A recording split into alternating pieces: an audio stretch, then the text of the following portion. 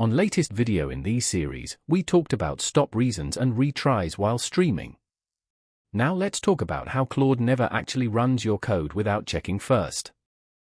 Claude never executes a single line of your code, it only asks you to, in a structured message, and your code decides whether to say yes.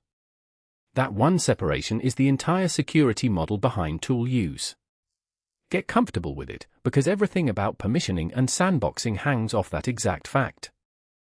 You declare a schema, Claude emits a structured request against it, your code executes and returns a result.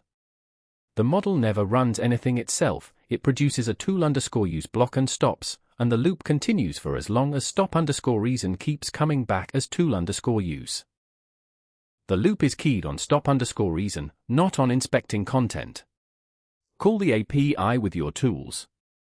The model returns and you hit a single decision, is stop_reason tool_use?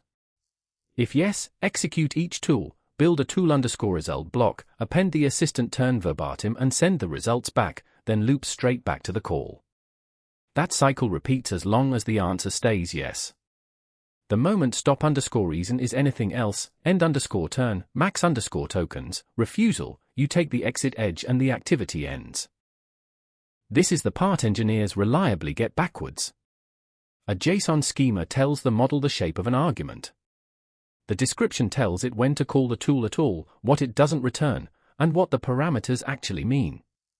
A tool called get_stock_data with a one-line description gets called at the wrong times with plausible-looking wrong arguments. The same tool with 4 sentences explaining freshness and what ticker actually means does not.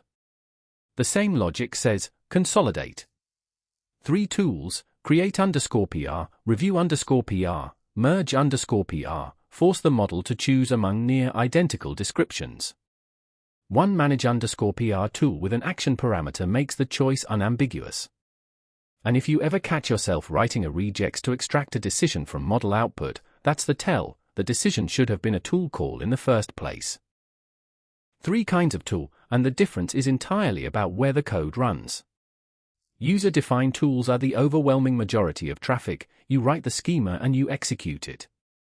Anthropic schema tools use a signature Anthropic-defined, memory, bash, text_editor, computer, but you still run the code. The advantage is that signature is trained into the model, so it gets called more reliably than an equivalent tool you hand-roll yourself. Server-executed tools are the third kind, covered in the next module. Anthropic writes the schema and runs the code, full stop. For more traps.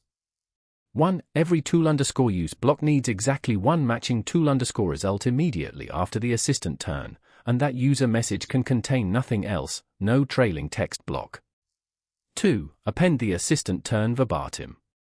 Filtering content down to just the tool_use block strips out thinking blocks and triggers a 400, it's the single most common tool use plus thinking bug. 3. Forcing a tool with any or a named tool pre-fills the turn internally, so the model emits no natural language text before the tool call, even if you explicitly ask for an explanation. Use auto if you want commentary. 4. A changing tool_choice only invalidates the cached message blocks, but changing the tool definitions themselves invalidates everything, tools and system included.